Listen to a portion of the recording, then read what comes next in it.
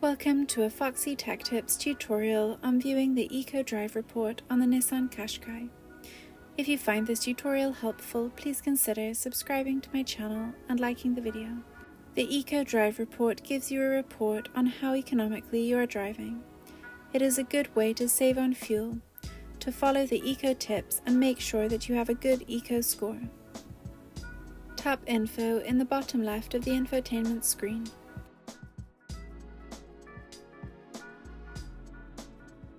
Then choose Vehicle from the options. Tap Eco Drive Report.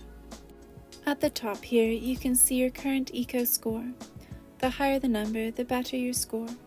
You can see a tip at the bottom on how to improve your score as well as your eco data. Tap History to see your eco score history. Here you should see a history of your eco reports. And that draws an end to this tutorial. Please like the video if you found it helpful and subscribe to Foxy Tech Tips for more Nissan Qashqai tips and tricks.